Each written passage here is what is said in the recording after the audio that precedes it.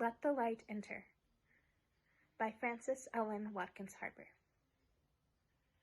The Dying Words of Goethe.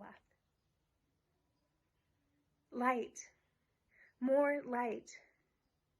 The shadows deepen, and my life is ebbing low. Throw the windows widely open. Light, more light before I go. Softly, let the balmy sunshine play around my dying bed. Ere the dimly lighted valleys, I with lonely feet must tread.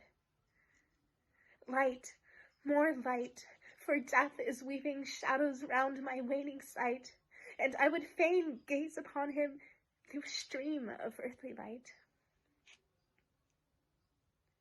Not for greater gifts of genius, not for thoughts more grandly bright, all the dying poet whispers is a prayer for light, more light. Heeds he not the gathered laurels, fading slowly from his sight. All the poet's aspirations center in that prayer for light. Gracious Savior, when life's daydreams melt and vanish from the sight, may our dim and longing vision then be blessed with light, more light. Smelling, breathing sun, an original. Always, when there's been a length of days with overcast skies and cold, stifled breathing, and when a breeze finally clears the heavens and allows the sun to send its rays in smiling, I will tilt my head to take in the full length of unashamed blue and beautiful white clouds and stand there silent, feeling the warmth settling on my cheeks. I'll turn to whoever stands beside me and say, "Isn't the sky beautiful today?" And if I know them well enough, I'll say, "Do you smell that sun?" My friends always laughed when I told them that. And if I said it again, serious, softly, "I love it," their mouths would grow a little straighter and tell me, frankly, "You can't smell the sun." And sometimes I would insist, playfully letting my voice rise, "I can smell it." But sometimes I wouldn't say anything. Just smile small and breathe big and smell the sun. But I will swear it.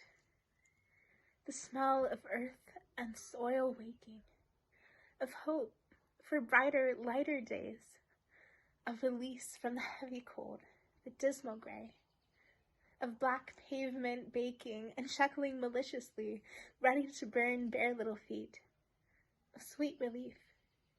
In the coming spring and glorious summer, the little school children finally freed. Sweet and deep smells the sun when it's lifted on the breeze that ruffles the new green leaves as they toss back and forth the golden rays. Soft and free smells the sun when I breathe. Traveling Through the Dark by William E. Stafford.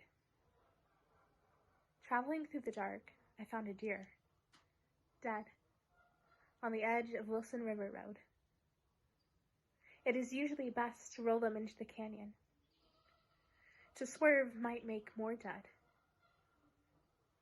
My glow of the tail light, I stumbled back of the car and stood by the heap. A doe. A recent killing. She had stiffened already, almost cold. I dragged her off. She was large in the belly. My fingers touching her side brought me the reason. Her fawn lay there waiting, alive, still never to be born.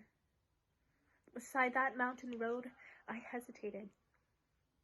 The car aimed ahead its lowered parking lights. Under the hood purred the steady engine. I stood in the glare of the warm exhaust turning red. Around our group, I could hear the wilderness listen. I thought hard for us all. My only swerving. Then pushed her over the edge into the river.